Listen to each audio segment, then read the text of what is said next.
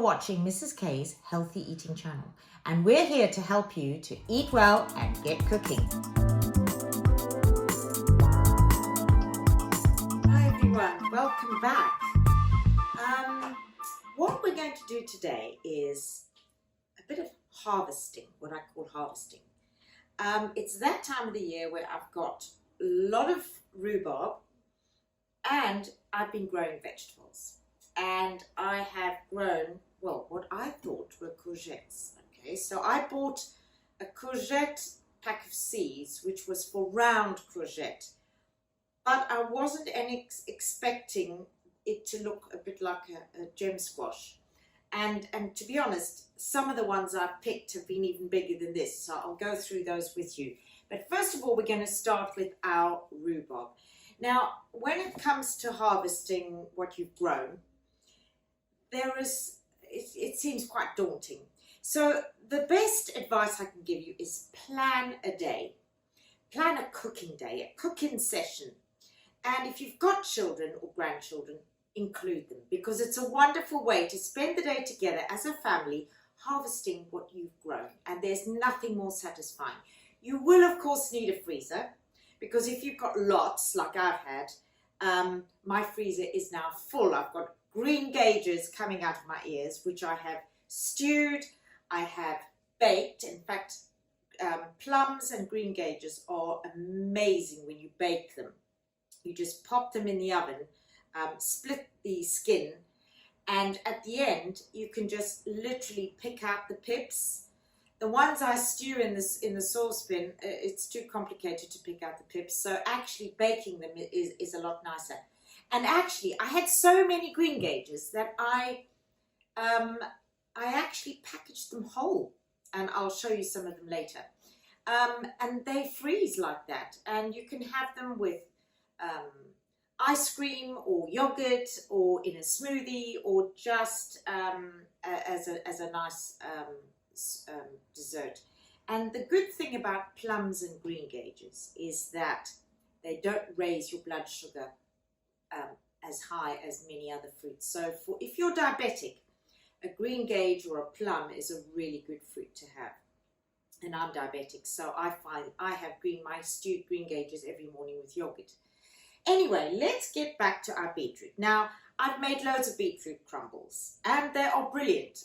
We love beetroot crumble, but eventually you can get tired of it.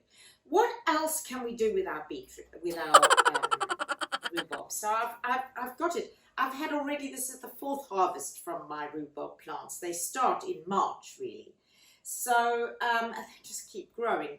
So today I thought, well, instead of making rhubarb crumble, I'm actually going to make a rhubarb cake. Now, an interesting fact, did you know that a rhubarb was a vegetable? Can you believe it? But we use them as fruits. They're not exactly sweet, are they? So you do need sugar with these. And if you're not going to have something sweet with it, you really do need to add sugar. But remember, #1 best sugar is, and I should have taken it out for you already, here it is, stevia. So stevia is the best sugar that you can use to sweeten rhubarb if you're having it either in a crumble or on its own with some yogurt. Anyway, today I've measured out my ingredients. So I've got, I've got self-raising flour, and I'm using a 12-ounce recipe, which in grams, hold on, let me see what that is in grams.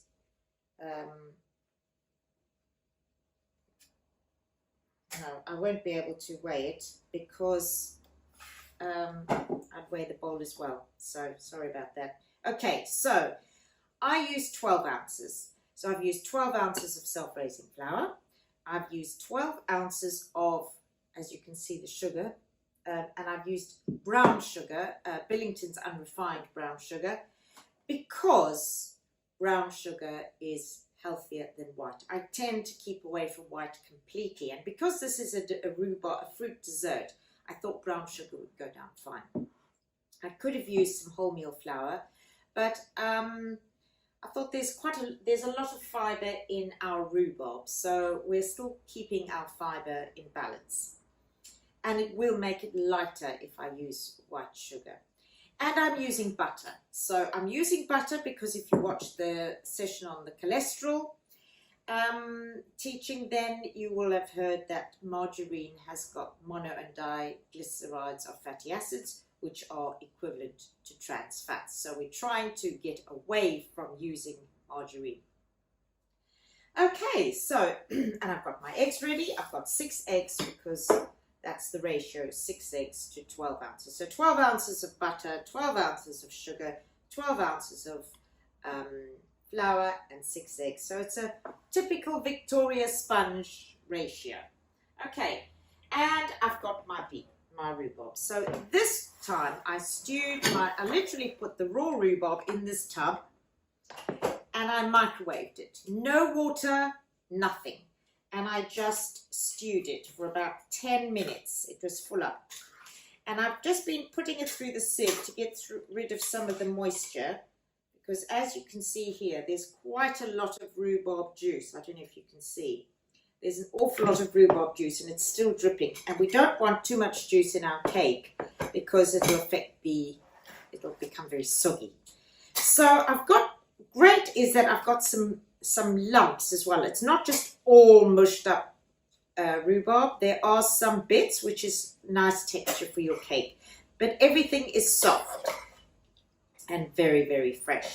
Okay, so I only picked these yesterday and I stewed them last night, and here we are going to make our cake. So what I can do is I've lined 4 tins.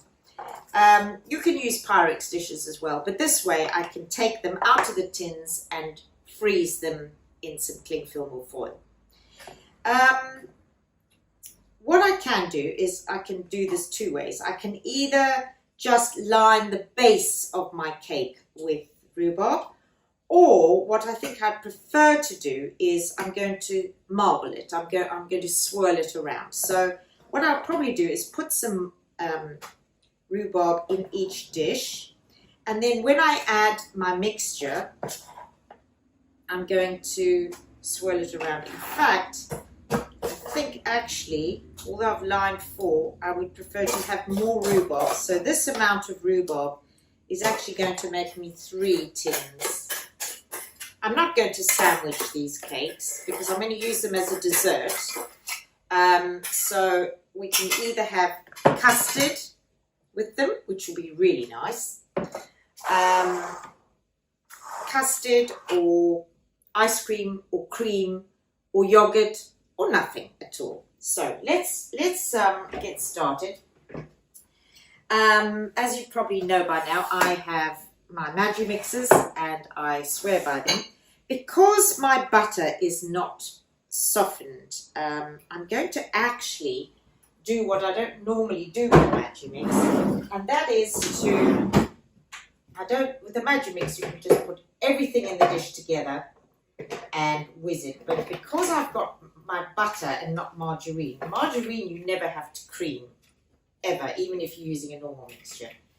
But with butter, you do have to sometimes cream because the butter is so hard. And so, because I've got unsoftened butter, if my butter had been soft, I wouldn't have bothered. But I'm just going to just give that a whirl so that it softens the butter a little bit, creams the sugar and butter.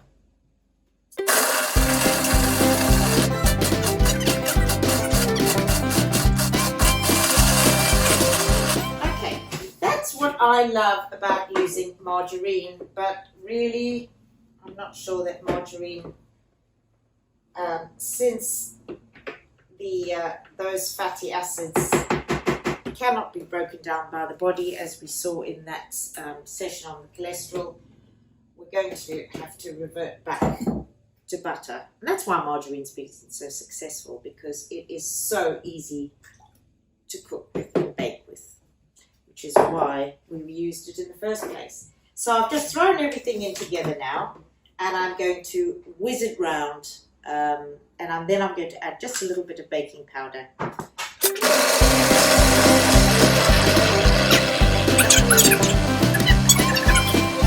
There we are, that's looking wonderful and smooth. And the texture is always different with butter as well. Much firmer texture.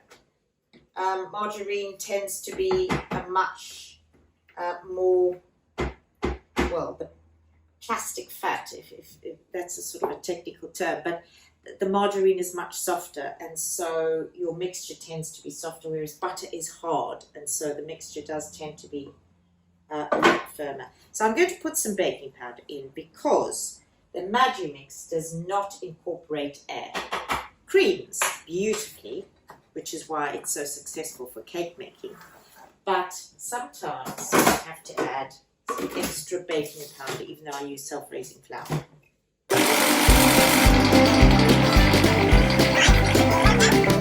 So here we have our mixture, beautifully creamed, as you can see, beautifully creamed. The only thing about a Magimix that's not so easy is when you take the blades out.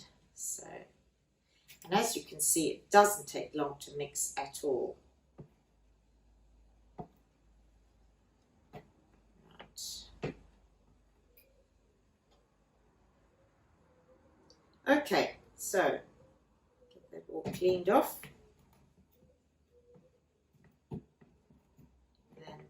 make sure my oven is on. To get that washed. Put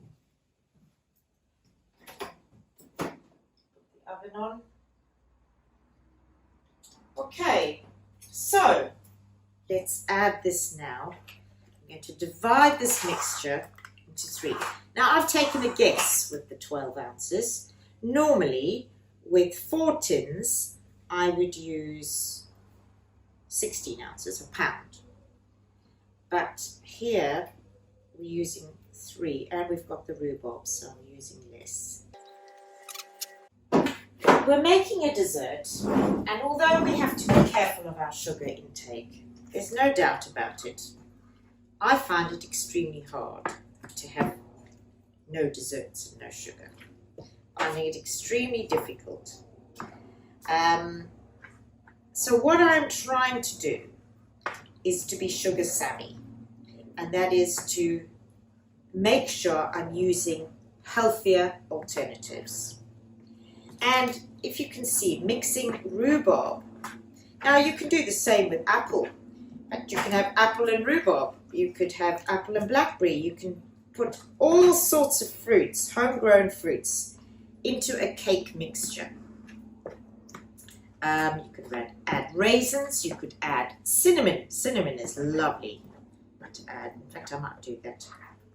So we've got here, I've mixed around my cake and my rhubarb. I've swirled it about, and then I can add the rest of my cake mixture. And actually having the cake this colour, sort of a brownie colour, is not going to make any difference. It's going to be fine with it being a fruit dessert, because it doesn't detract. I mean, if you were making a lemon cake and you used brown sugar, it just somehow wouldn't fit. But making a cake with some fruit, it really matches in well with using brown sugar. So I would never dream anymore of using white sugar. And in fact, nowadays, I mainly make chocolate cakes now, or a coffee cake, or a fruit cake, some sort of fruit cake like this, or a proper fruit cake, so that I don't have to use white sugar, because white sugar is not good for us. Okay, so I'm going to just put that on there, swirl that around.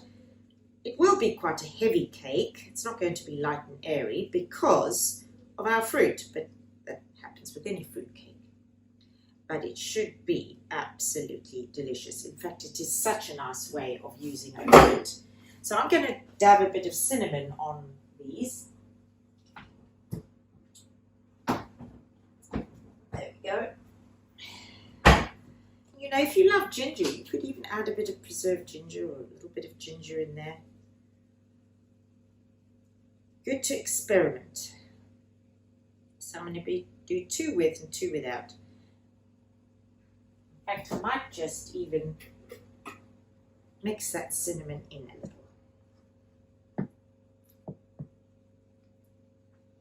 Wow, that smells absolutely delicious. To be honest, this with some custard is going to be the best. And how will I make my custard? I'm going to use the powdered custard. I won't use ready-made custard because then I can use my stevia, this, to sweeten the custard so that I'm not using back sugars. Right, well, that's it. I'm done. So I'm going to pop these in the oven and then we'll get on to the next produce, which is our squash. So I'm going to put that in there. Pop these in the oven and then we'll have a look and see how these come out later on. Okay, so I'm going to set the timer for Alexa, set the timer for 40 minutes. 40 minutes, starting now. Right, so there we have our rhubarb sorted. Now we have our cakes baked, and I've taken one out of the tin. And you can see the cinnamon a little bit swirled, and it's not totally even because it is it's so full of rhubarb. Okay, so we're going to I've made some custard, and what I've done is I've heated up half a pint of skimmed milk in my microwave, and it's at boiling point. There's bubbles on the top, and I'm going to add some custard paste that I've made from this custard here, and I'm going to, maybe I've not put enough in. I used 1.5 tablespoons of custard powder. As you can see, it's not thick enough. So I'm just going to add a little bit more to that. You should really use cold milk. If I add some more powder to this, what I try and do always is get the milk to boiling point, and then once you add the paste from the custard powder, it just thickens straight away.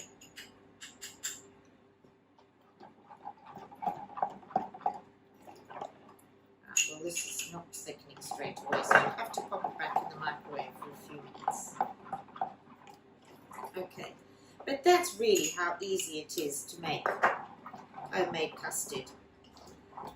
The ready-made custards are wonderful, lovely, but so full of sugar, and the wrong kind of sugar. So I am now determined not even to buy those ready-made custards, and it's weaning your family off those ready-made custards, because to be honest, to make homemade custard, make a paste, you boil some milk, you stir it in, pop it in the microwave, it's done. It's really not a lot, and then you can add good sugars. So I've just put that on for another minute. It only took me 2.5 minutes to boil half a pint of milk in the microwave. Let's have a look here. There we go. Custard is getting really nice and thick now. It's smooth, it's lovely, it's the right colour. So I'm just going to give that another whirl for another 30 seconds. Meantime, I've got my dessert here, and because it is a fruit dessert, we're not going to find that it slices like a cake. Not too badly. Depends how much fruit you've got. So I'm going to take out a slice. There we go. It has come out as a slice. Look at that. Beautiful golden colour. Full of rhubarb, full of fruit. And so it has come out cleanly as a nice slice. So you could have this as an afternoon tea as well. Let's have a check on our custard. lovely and thick now. Lovely and thick. And to this, I'm going to add a tablespoon of stevia. So we will need a little bit of extra sweetness because of the rhubarb. If I was making this with apple, which I often do, I often make an apple cake like this, and I might add sultanas as well. I won't sweeten the custard because the apple and the cake are so sweet. But it's up to you, it's your taste. So let's pour some custard over this. And look at that. That is a delicious dessert. So we've harvested our rhubarb. We've got fresh homemade food. We've got a healthier dessert because we've got fresh fruit. We've got lots of fiber. We've also got unrefined brown sugar. And we've used butter instead of margarine. So this is a dessert I would feel proud of to give to my family, knowing that I was giving them something that was wholesome and hearty. So I hope you will enjoy this. This is delicious, and I hope you give that a try. Okay, so thank you for joining me. Please tell your friends about it, spread it.